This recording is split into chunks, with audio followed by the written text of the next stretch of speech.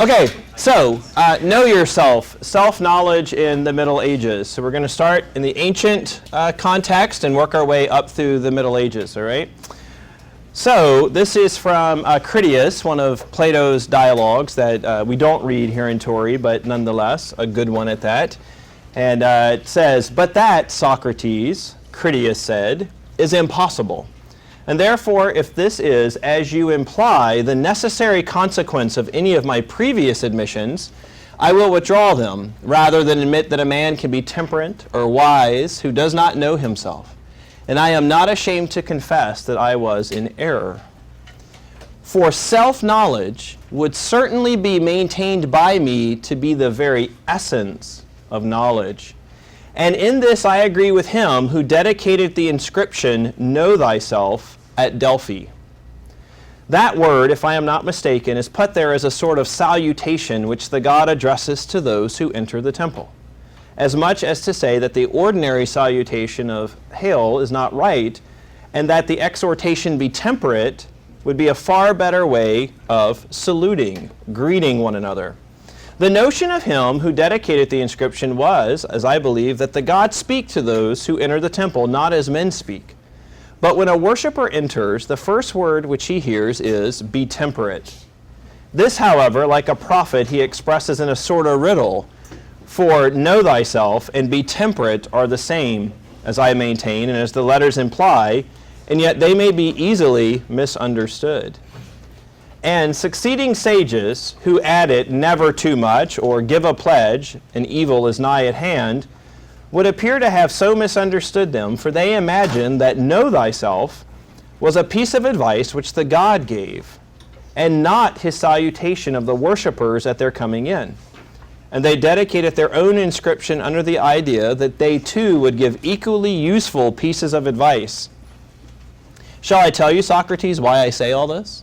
My object is to leave the previous discussion, in which I know not whether you or I are more right, but at any rate no clear result was attained, and to raise a new one in which I will attempt to prove, if you deny, that temperance is self-knowledge." So Critias is talking about the temple at Delphi, right? So the famous Delphic oracle. I don't know if any of you have been to Delphi, but the temple complex there, an inscription over the door, admonish the person entering the temple, "Know yourself." And basically what Critias is saying is, what that means is be temperate. So it's not just like saying hello, right? It's actually saying to you, be temperate. This is the way you should approach the temple as well as life. So that is partial proof for the phrase know yourself, which is often, again, attributed to the Delphic oracle, all right? So the temple at Delphi, there were many temples there, but the temple to Apollo had an oracle in it known as the Delphic oracle, and she was famous for this saying, know yourself, all right? So Critias is saying, this stuff we've been talking about, which I don't know who's right or who's wrong. The point is, I want to change the topic, and now I want to talk about being temperate, because temperance is self-knowledge. So already from the very beginning of philosophical thought, self-knowledge was not it had an end to it, and that end to it was in behavior, temperance. So it wasn't self-knowledge just for self-knowledge's sake. This isn't a modern psychological project, which I'm not dismissing modern psychological projects. I'm just saying this wasn't like know yourself and go deep to understand you are the way you are, but instead it's to know yourself so that you can become something, and in this case, temperate. All right? So it all begins there with the Delphic oracle. Plato also says in the Phaedrus, I must first know myself, as the Delphic inscription says. To be curious about that which is not my concern, while I am still in ignorance of my own self, would be ridiculous. I love that, right? So if I don't know myself, but I'm interested and curious about knowing other things, that's ridiculous. So in other words, self-knowledge is the beginning of all knowledge. If you don't know yourself, there's no reason to push forward and try to know other things. So again, establishing the foundation of knowing yourself both as resulting in behavior ultimately, but also as the very beginning of all proper knowledge. Right? And this makes a lot of sense experientially because, right, I mean, who do we know the best? I mean, ourselves, right? We can delude ourselves. We can build up a false self. That's not the issue. But the point is when it comes to just simply what can I know, like this is pretty much fair game, right? To know ourselves is kind of easy, low-hanging fruit, right? So Plato here clearly has it results in behavior, but on top of it, it's the very beginning of all knowing is to know yourself. Plato elsewhere. Socrates says, now ignorance is a vice, and so is what we call stupidity. And Protarchus says, decidedly. I feel like that's Dr. Lisa would say it that way, decidedly, right? Socrates then says, what conclusions do you draw from this about the nature of the ridiculous? Protarchus, you tell me. Socrates, it is, in sum, a kind of vice that derives its name from a special disposition. It is, among all the vices, the one with a character that stands in direct opposition to the one recommended by the famous inscription at Delphi. You mean the one that says, know thyself, Socrates? I do. The opposite recommendation would obviously be that we not know ourselves at all. Okay? And again, to not know ourselves at all would be stupid. Right? So like literally, if you want to practice stupidity, don't know yourself. That's how you can be stupid. Right? So if you've been wondering about the key to stupidity, there it is. All right? Don't know yourself. So that's in the Philebus. Again, Plato. Socrates says, is it actually such an easy thing to know oneself? Was it some simpleton who inscribed those words on the temple wall at Delphi? Or is it difficult and not for everybody?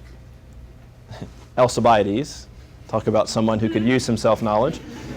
Sometimes I think, Socrates, that anyone can do it. But then sometimes I think it's extremely difficult. Socrates, but Alcibiades, whether it's easy or not, nevertheless, this is the situation we're in. If we know ourselves, then we might be able to know how to cultivate ourselves. But if we don't know ourselves, we'll never know how. And lo and behold, of all people, Alcibiades agrees. Right? So again, this ability to know ourselves means that we might be able to cultivate ourselves. Right? By knowing ourselves, we can do something, not just begin to know all things, because it's the root of all knowledge, but also simply begin, by knowing ourselves, we can begin to actually do something. And this is the direction that the Christian tradition is going to take this in, right? So the knowing of yourself is for the purpose of doing something, cultivating something within yourself. Plutarch, right? We all have to love Plutarch, great philosopher. So a little Latin, an example from the Latin West. The God, as it were, addresses each of us as he enters with his know yourself, which is at least as good as hail, or, it's our hello. We answer the God back with you are. So in other words, think about Yahweh means I am. So he's saying, like when the God says to us, know yourself, that's the equivalent of the God saying to us, hello, and we answer him back, you are, you exist. Rendering to him the designation which is true and has no lie in it, and alone belongs to him and to no other. That of being, right? So you are is saying that you exist. There are those who think that Apollo and the sun are the same. We hail them and love them for the fair name they give, and it is fitting to do so. For they associate their idea of the God with that which they honor and desire more than all other things which they know. But now that we see them dreaming of the God in the fairest of nightly visions, let us rise and encourage them to mount yet higher, to contemplate him in a dream of the day, and to see his own being. To my thinking, the word Ai testifies to the God that you are. So again, he's saying something about the gods, but what he wants to get at is like, in the same way that we address the God as you are, he addresses us with know thyself, which is like saying that you can know yourself. You're knowable. You have an existence that can be known. Right? So that ability to go inside and know ourselves. So all that is then picked up in the Christian tradition. Now granted, the know yourself originally is inscribed in Greek, so as you could imagine, the Greek tradition in particular picks this up and carries it forward. So just a couple of examples. So there's this random 12th century guy named Peter of Damascus who has a book written about him by me says, to the person who knows himself is given knowledge of all things. Right? That's what Plato said. If you know yourself, that's the beginning of knowing everything. So Peter's just simply picking up on that and saying, to the person who knows himself is given the knowledge of all things. So think about the opposite of that is, if you don't know yourself, you're not going to know things. Right? Again, self-knowledge, the basis, the fundamental starting point for all knowledge. Keithus Stethetos says, know yourself. This is true humility. The humility that teaches us to be inwardly humble and makes our heart contrite. Right, so already you get this hint here in Stethetos that says, know yourself, and immediately you're going to be humbled, right? Like, why don't you start thinking about yourself? Yeah, you're going to be humbled pretty quickly there, right? Such humility you must cultivate and guard, but see, that's a good thing, right? Because humility is the greatest virtue. For if you do not yet know yourself, you cannot know what humility is, and have not yet embarked truly on the task of cultivating and guarding. To know oneself is the goal of the practice of the virtues. Right? So in non-Christian context, that's the 4 cardinal virtues that Plato talks about in the Republic, Book 3, and certainly the Aristotelian virtues from the Nicomachean Ethics, for example. But in the Christian context, of course, you add on to that the theological virtues of faith, hope, and love. And the whole reason you're practicing those virtues is so that you can know yourself. So a virtuous person can know themselves. By knowing yourself, you'll be granted all knowledge. So think about what's being constructed here, right? So being virtuous is how you're going to come to know. Not just yourself, but all things.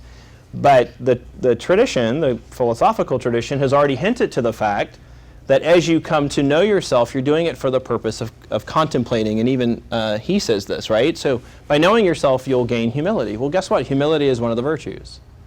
Right? So there's a cyclical nature to this. As we know ourselves, we grow in virtue. As we cultivate those virtues, we have a greater and greater ability to know ourselves. If having achieved a state of purity, you advance to the knowledge of the essences of created things, you will have fulfilled the injunction, know yourself. Right? So if you're virtuous, you can get to a point where you know the essence of things that are created. Because one of the steps in his mind of approaching God is contemplating things in their essence, created things in their essences. If, on the other hand, you have not yet attained a knowledge of the inner essences of creation and of things both divine and human, you may know what is outside and around you, but you still will be totally ignorant of your own self. So what I hope you're convinced of already is the fact that the philosophical and now this part of the Christian tradition is saying that self-knowledge is essential and important.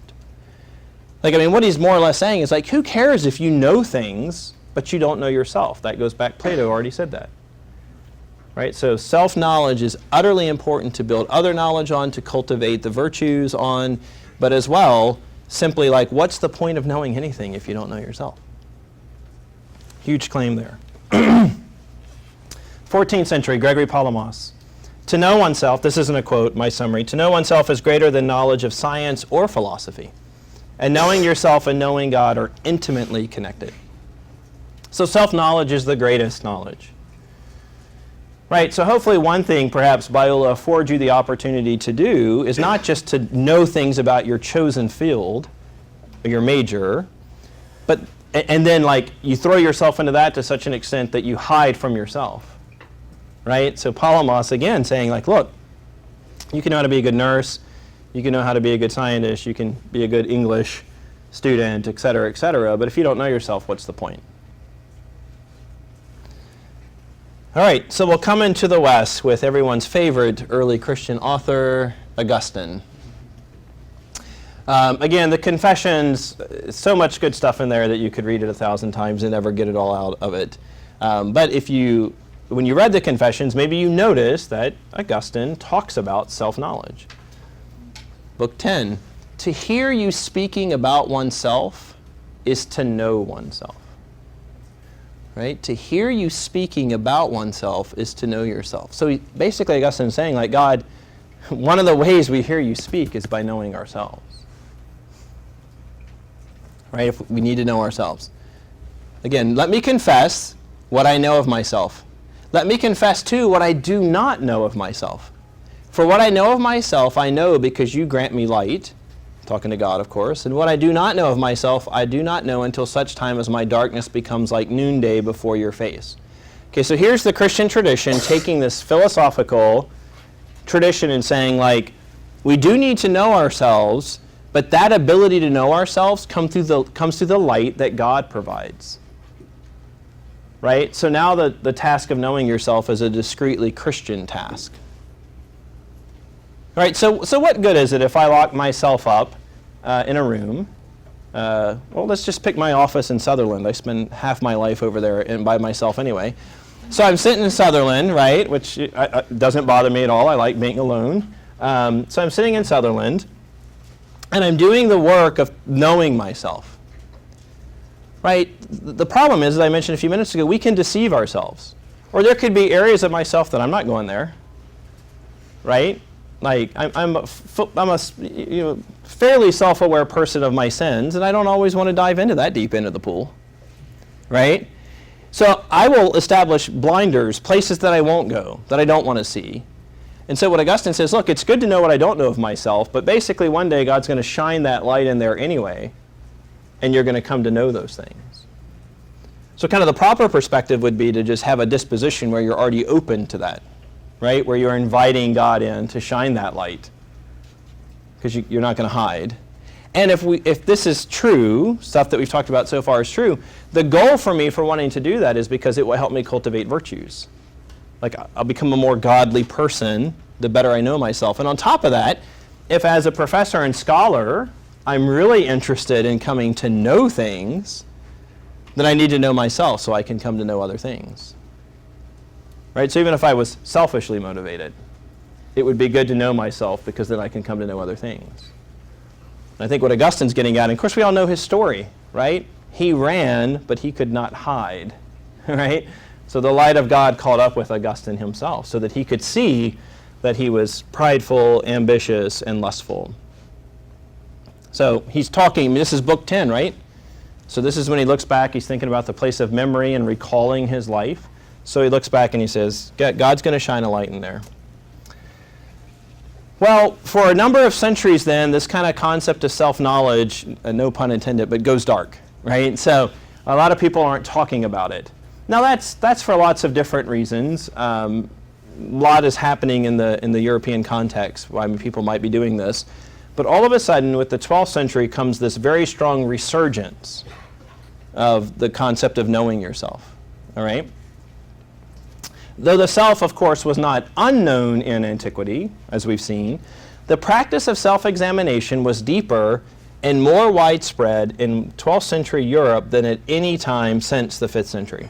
So again, that gap from Augustine up to the 12th century.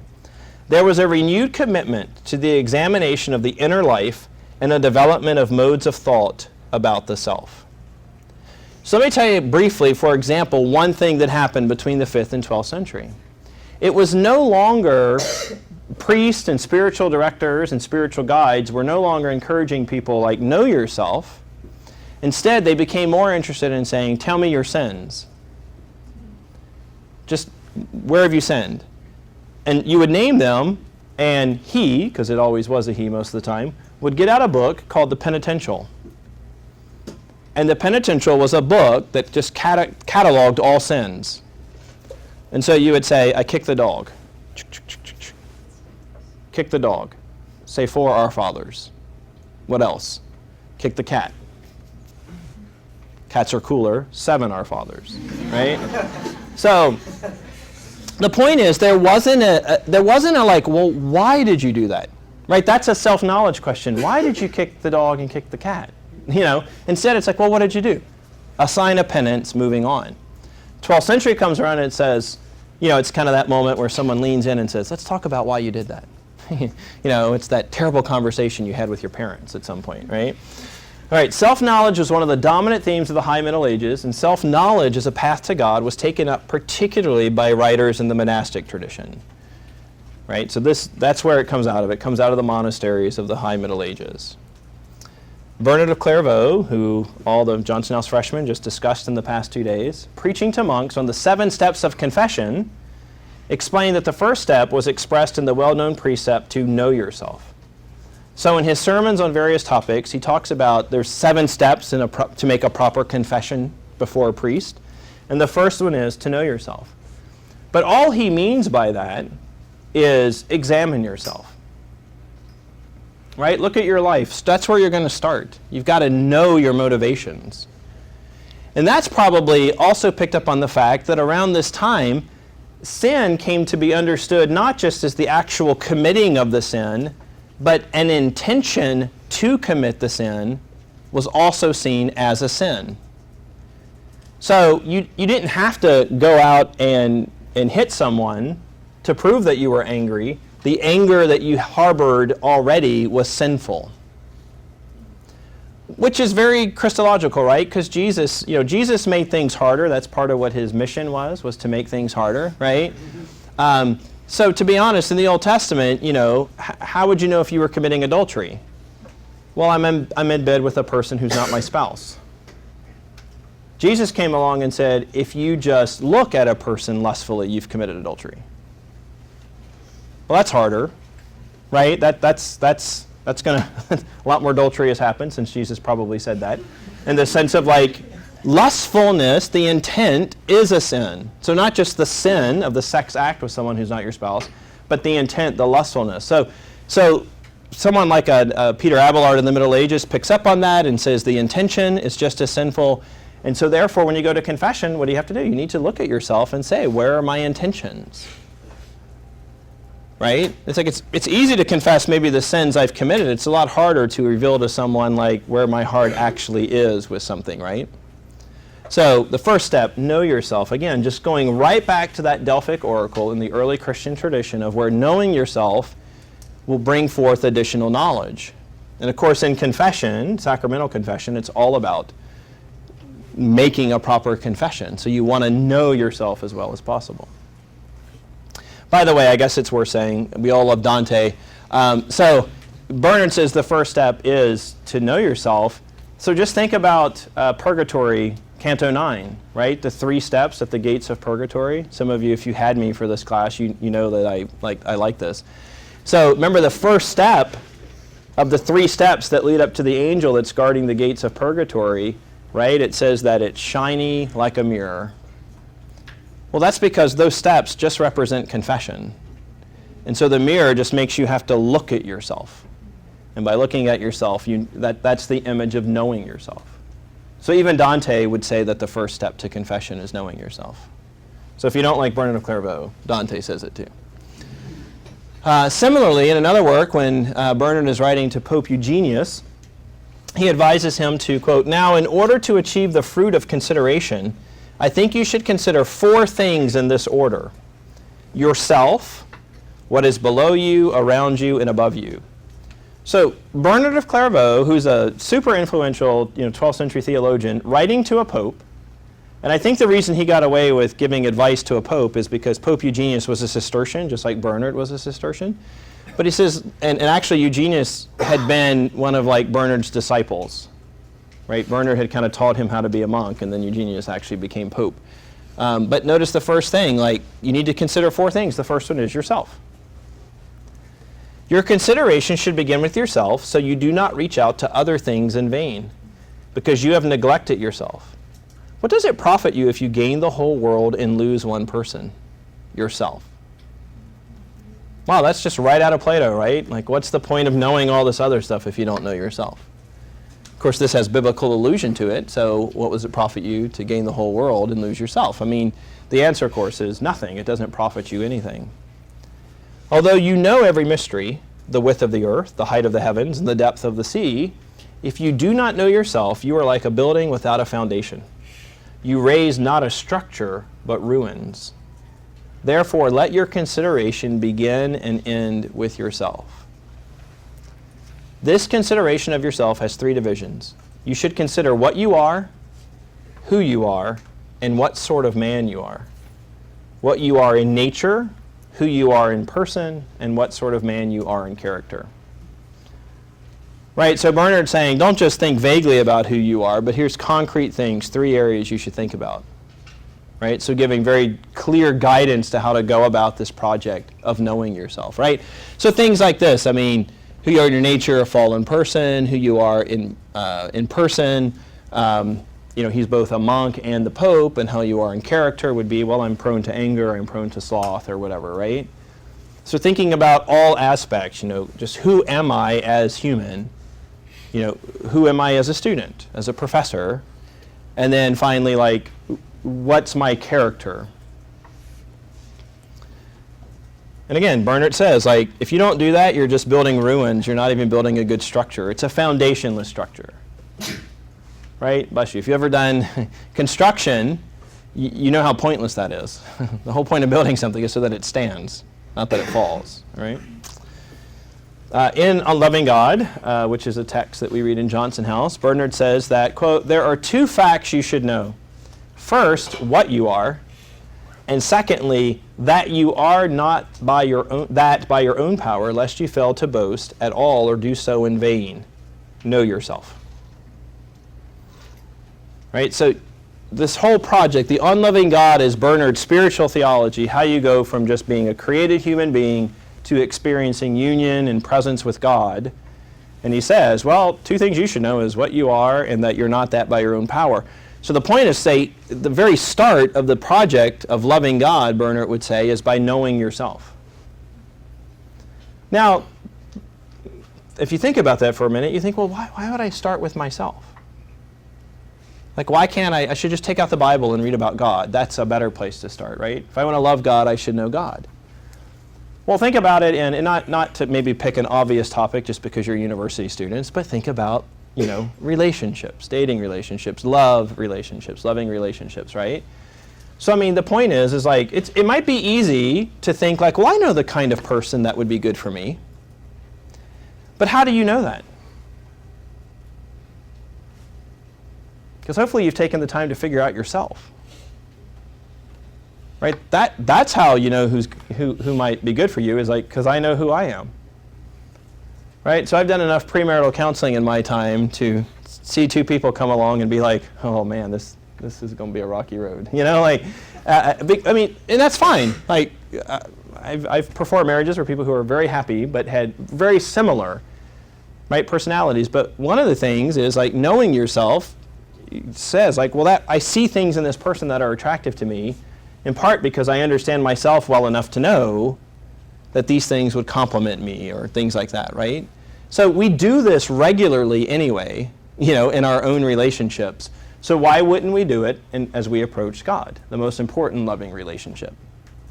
All right, so when we come to God, we want to know ourselves, not just revealed things about God, but that we come to God and say, God, I want to know myself. And that's kind of cyclical, by the way, because like as Augustine said, God is the one who will shine the light so that you can know yourself, so that you can then make your progression to God, right? So that's pretty cool. Well, Bernard's fellow Cistercian, Alred of Rievaulx, asked, how much does a man know if he does not know himself? And just like Plato and just like others before him, Alred's answer is nada, nothing. You just won't know anything. Now, okay, so you might be thinking, this is ridiculous. Like, even if I don't know myself, I know that 2 + 2 is 4. Right? So that's not the point. He's not saying we're all groping around in complete ignorance if we don't take the time to know ourselves. But the point is sure, we can know things, but we can't really know the essential and the important things if we don't know ourselves.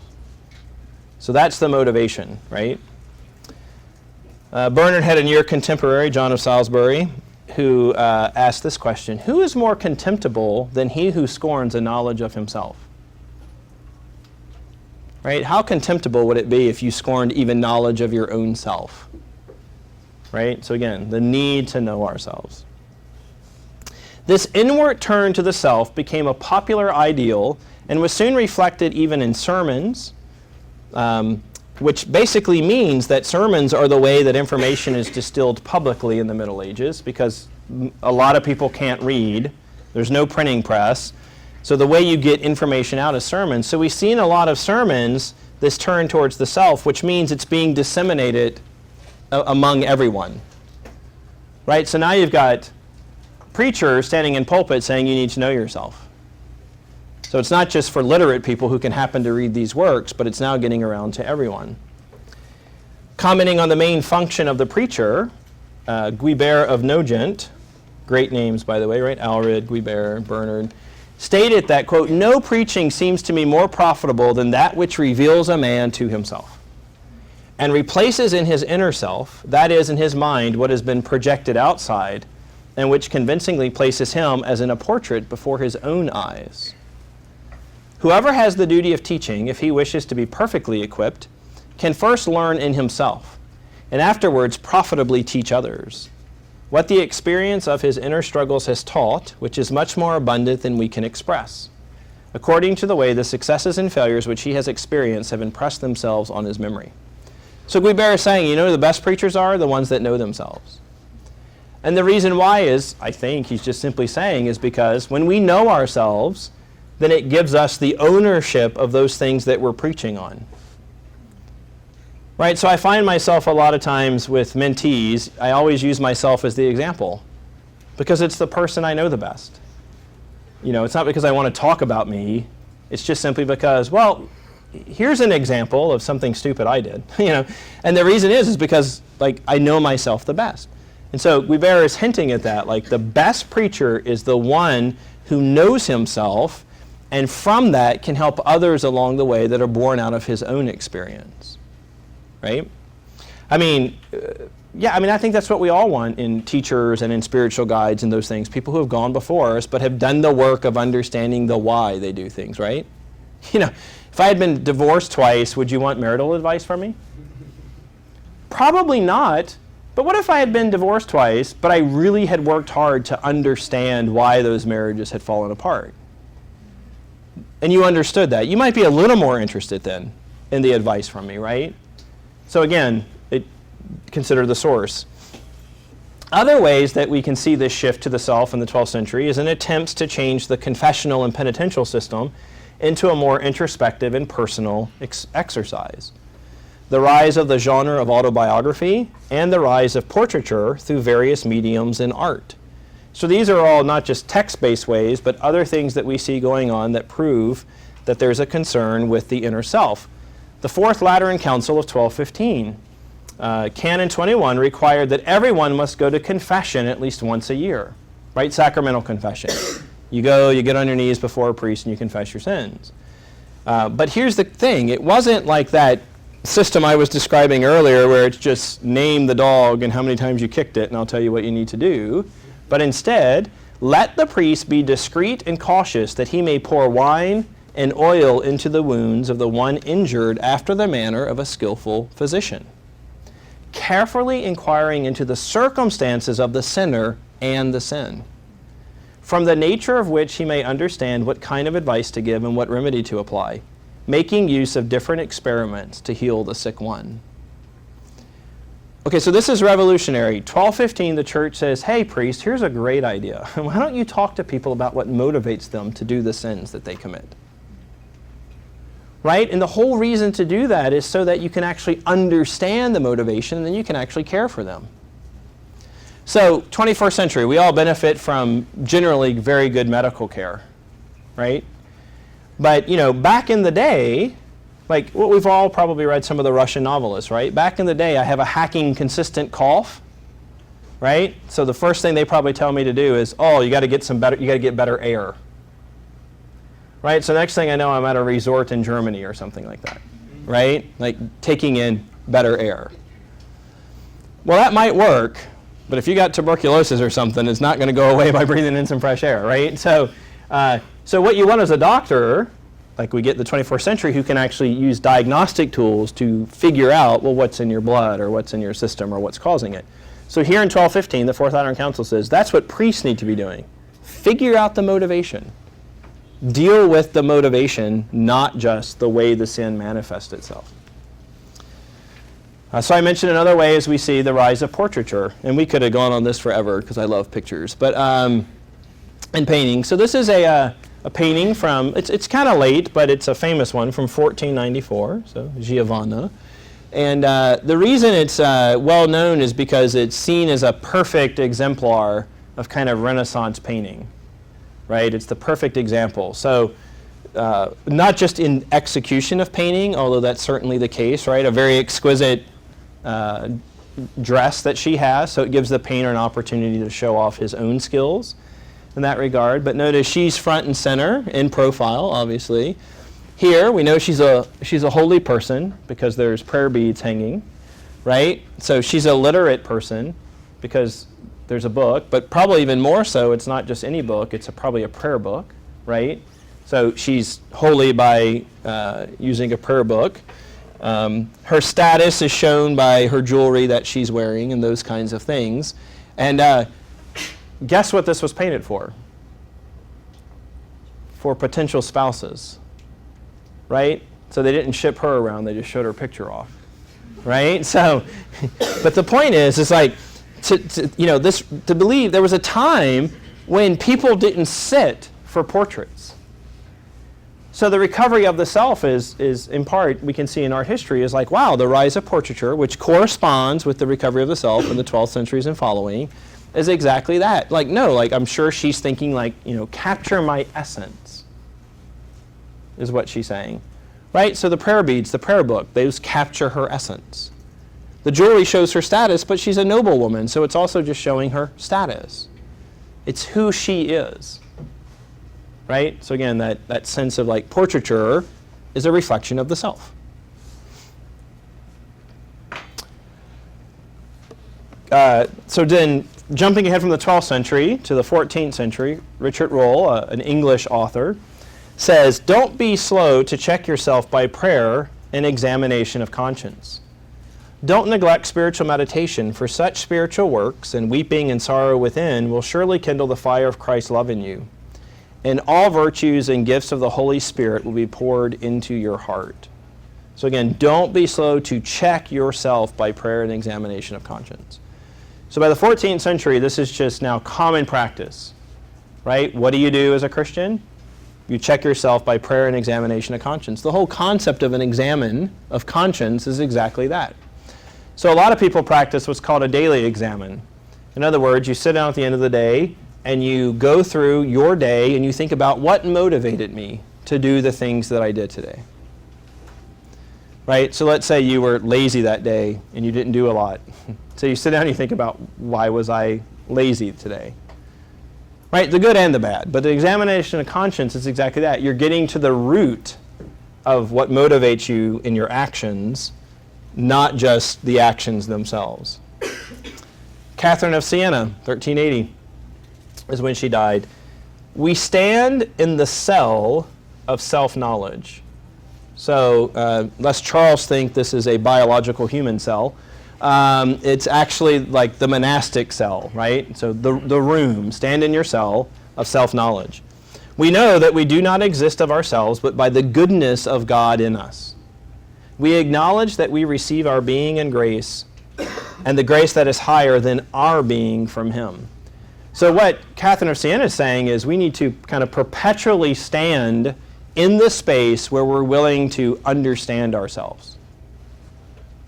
Right? Constantly doing that. And then the author of The Cloud of Unknowing, an anonymous work, so they're just called the author of The Cloud of Unknowing. As the Apostle Paul so rightly says, "After all, the depths of a man can only be known by his own spirit, not by any other man. Furthermore, even you may not know your own mind as well as you will later on when God has shown successes. I have never yet known a sinner, as we all are, fully aware of his or her own nature and disposition until taught in God's school, where the lessons are the experience of temptation and the course a succession of failures and successes." So we'll end with this because I think it's just a great quotation, right? So we go from Plato, who says like, hey, at the temple of Delphi, I mean, to know yourself was basically like an admonishment to be temperate. Like, know yourself for the purpose of being a certain thing, right? And of course, that grew to say like, knowing yourself cultivates virtues, being virtuous will help you cultivate knowing yourself, and knowing yourself is the fount and root of all knowledge. So then we come screaming up through the Christian tradition where it just becomes commonplace to encourage people to think about what motivates you, right? Know yourself. And then what I love about the Cloud of Unknowing is it's just realistic. So in other words, guess what? You don't know yourself as well today as you're going to know yourself next week or next year, right? And as a matter of fact, you want to know how you're going to keep knowing yourself? Because you're going to be tempted, right? And you're going to have successes and failures. And so in other words, the kind of whole spiritual life, both where we successfully grow in holiness and in the areas where we fail to grow in holiness, are just teaching us. And so we don't need to just sit back and say, oh man, I can't believe I blew it again. I mean, there's space for that. But at the same time, we need to think of it, I love it, it's like a school. What did I learn in this experience about myself? Right? So that's always like a good thing. We should always be doing that, not just in our spiritual life, right? So, I mean, even trying to, I mean, maybe some of you don't know this or none of you know this, but, you know, Biola is not the first university that I interviewed at to work at. And the first university I interviewed at decided not to hire me. Now, my consolation is they didn't hire anyone. So, you know, and they actually did say, well, you were our top candidate, but ... You know, I mean, that was heartbreaking, right? 12 years of schooling after high school, and I couldn't get a teaching job, right, as soon as I finished. But the point was, is once I got over that, I remember thinking, okay, what did I learn? And one of the things I learned is, well, I don't want to go and teach church history 1 and 2 surveys for the rest of my life. What I learned is that I wanted to work in a place like the Torrey Institute. And so not getting that job actually was God's gift to me, because it actually was the catalyst for me to think about, like, what is it? I need to know myself as an academic. Right after all those years of school, I just wanted a job, don't get me wrong. But by not being hired at a university and taking a church job, it gave me space to think about, well, what do I want? What do I know about myself that could guide and direct me into a teaching vocation? Right? And just to say, like, that's ridiculous. Like, I'd already gone to school for 12 years, and I was only then thinking that, so just tells you how stupid I am, right? Like, that would have been a helpful thing to do maybe before I started all that schooling. All right, so cloud of unknowing, all of life is teaching us about ourselves. And when we come to learn ourselves, not only can we grow in God, but it's the foundation upon which all of our knowledge should be built. Thanks.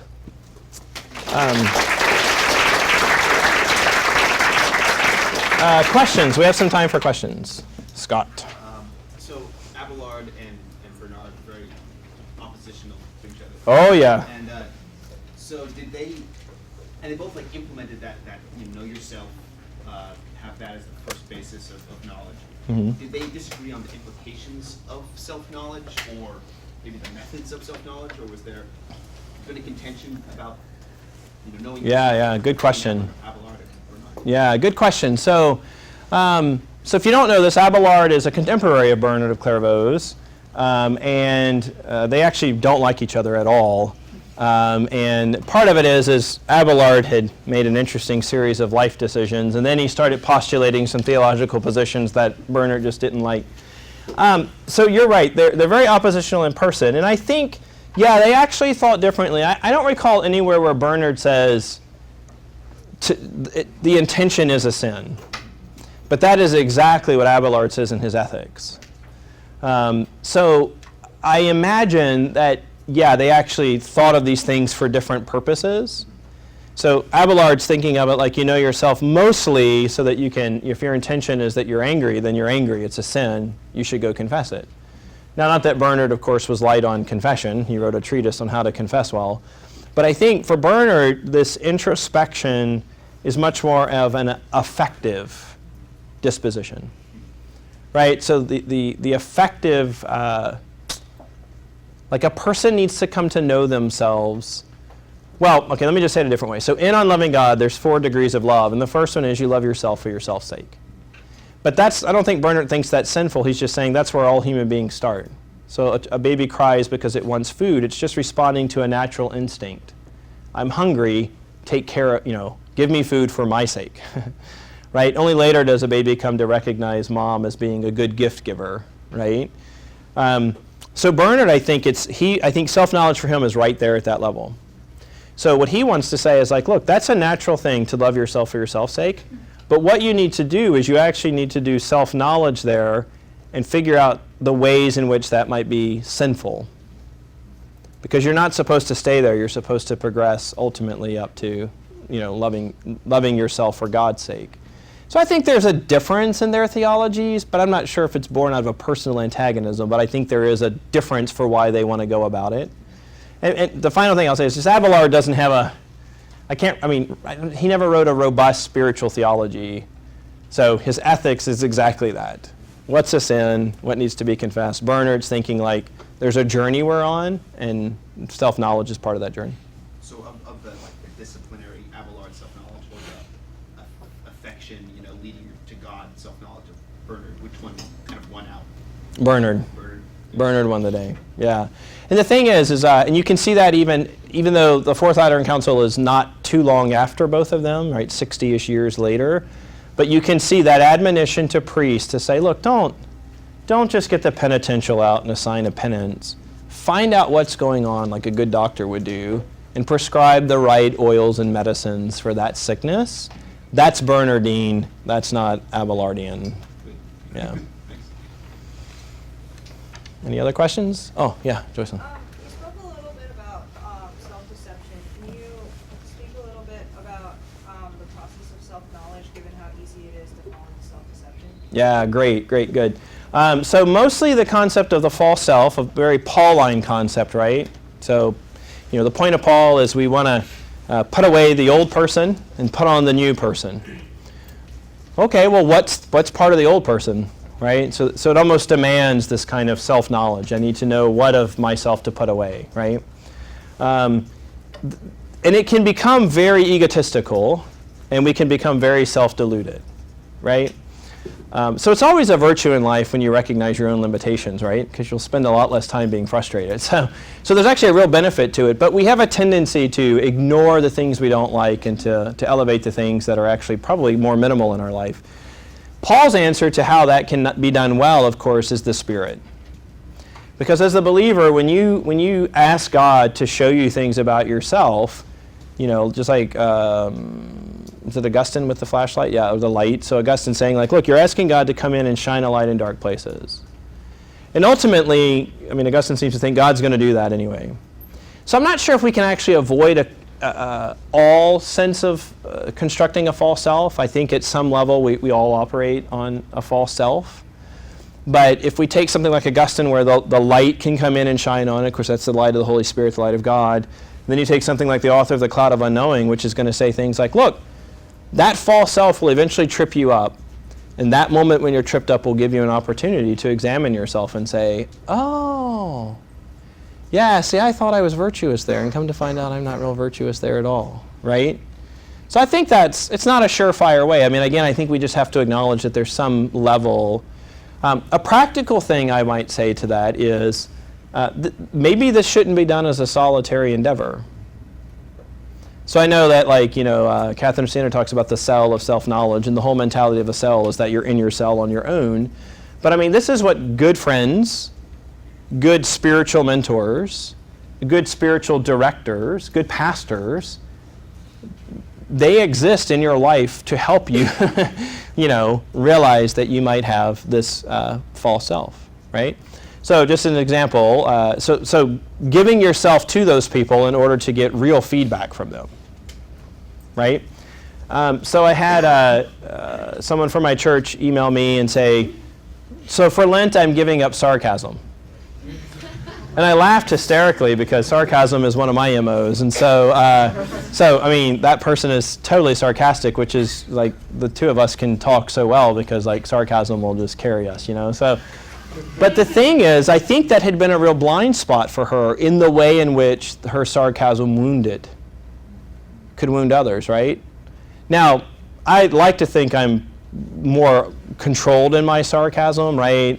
My mentees might all be saying, no, he hurts me all the time. But anyway, so, but I think okay, this person probably knows me well enough now that I can be sarcastic. She realized, in fact, that that's not how she was using her sarcasm. And I'm not defending sarcasm because it's probably just wrong in any situation, but, but yet I am. So, anyway, so I think that's just what probably happened there was, it wasn't that she woke up one day and said, man, I'm sarcastic and that actually hurts people. It probably was someone reflecting back to her, hey, did you know your sarcasm actually hurts? Right, so inviting people into our life to do that, I think, is a way to help minimize the opportunities for constructing a false self. But again, you gotta, that's brutal honesty. You gotta invite someone into your life who just can be honest with you. Right, so I don't know if you know this, but here on Biola's campus, right, so the Institute for Spiritual Formation trains spiritual directors. So for like $5 a session or something, you can go receive spiritual direction.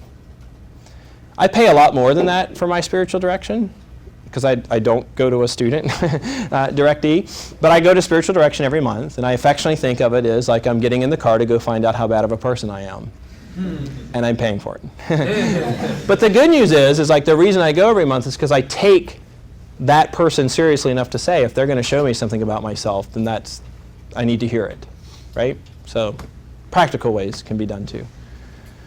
Yeah, Abby. It's really interesting that kind of started out by saying we are the only ones that can know ourselves best, and yet it's through God's eyes and other people that we actually can sometimes know ourselves. Yeah, but think about what happens in that real dynamic moment. Someone reflects something back to you, and you don't have to take it for what, I mean, you can say no.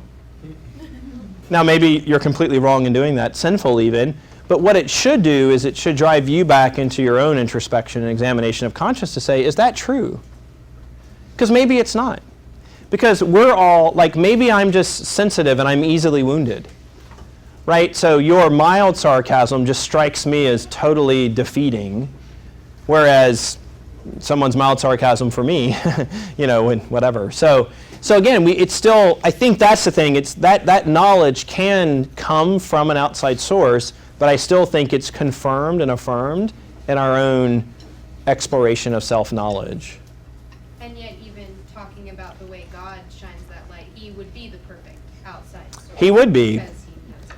He would be, but again, that's a moment where we almost sometimes have to be protected from ourselves, right? Over scrupulosity, right? We're hyper vigilant about all the ways that we think God is shining this light, when in fact it's not God shining the light, it's some other thing in our life that's making us be scrupulous, to the point of sinful scrupulosity maybe, right? So we can be deceived in both ways. Yeah, God is, theologically speaking, yes, that light will always shine on truth, but our ability to take that light and actually discern the truth we might be limited in that by sin and other things. Sin, background, history, those kinds of things. Trauma, etc. Maybe one more if there is one. Oh boy. Ladies first. I'm a good Southerner. So I know, like, C.S. Lewis says something like, humility is not like thinking little of yourself, but thinking of yourself little, or something like that. Okay, yeah. And I was just wondering how that, I know that doesn't necessarily have to like contradict this concept, but like where's the balance between that idea of humility, like not thinking of yourself, but at the same time like reflecting on yourself in order that you can better love others. Yeah.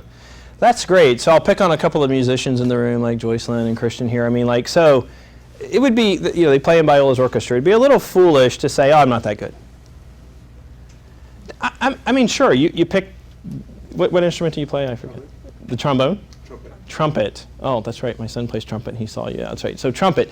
So whoever the best trumpeter in the world is, if that's even possible to discern, yeah, compared to him or her, yeah, Christian's probably not all that good, really. You know, I mean, we don't know that. Maybe he is. I'm too ignorant to make that decision. But the point is, it would be foolish of him to engage in false humility. Like, no, I'm not a good trumpet player. So I think what Lewis is getting at is like, no, like true things about ourselves should be acknowledged as true things. False humility is not there's no virtue in false humility. So that's thinking of yourself as too little, right? So I think that can also come through reflecting with other, you know, just again, people in our life. You know, so I don't, you know, I mean, I don't know, like, I take comfort in the fact that, you know, my sons will spontaneously sometimes say, like, you know, you're such a good dad. And I think, like, you just don't know. You know, you know, like that's sweet. One day you'll pay money to tell someone I wasn't that good of a dad. So, no, but in all, you know, in all seriousness, though, it's like, you know, but then again, it's like, well, I mean, evidence seems to show that I'm not doing too bad of a job, so I shouldn't engage in this self-berating and thinking too little of myself. And I think that's important for us to find the proper balance. So again, we can be overly scrupulous in one direction. We can clearly be we can think much too highly of ourselves, but we can also think too little of ourselves. So I think self-knowledge is about trying to find that kind of perfect middle. I mean, the Aristotelian mean or something like that, where it's like, no, this is who I am. I have giftings, I have abilities, I need to acknowledge those, and if I'm good at them, I should acknowledge that I'm good at them, and a wise person would capitalize on those, right? And then I think we're then in a place to continue to discern if that's actually true. Right? So again, it goes back to kind of like the author of The Cloud of Unknowing. This is a school. We're going to keep being taught truthful things about ourselves as we grow. So was that getting at your question? Well, actually, I was kind of more asking like the balance between not thinking of because C.S. Lewis says that true humility is not thinking of yourself at all. Mm-hmm. It's not thinking about yourself and thinking about others instead, and what the balance between that and reflecting on yourself. Yeah, well, I think, okay, so maybe I mean, it's possible I just don't agree with C.S. Lewis there, to be honest. Okay. I mean, truth be told, actually what I was just describing, I think, is a much healthier place. Because if I do understand myself well, then that's how I can actually interact with people, truthfully and honestly. You know, like, I have to know myself. I mean, I just think maybe I disagree with C.S. Lewis there, but it would lean more into the fact that, like, no, actually, humility is not just knowing about myself, it's actually knowing myself so well that I don't think too high or too less of myself, and then I can actually engage with people in their own drive towards self-knowledge. So. All right, thanks a lot. I appreciate you being here. Biola University offers a variety of biblically centered degree programs, ranging from business to ministry to the arts and sciences. Visit biola.edu to find out how Biola could make a difference in your life.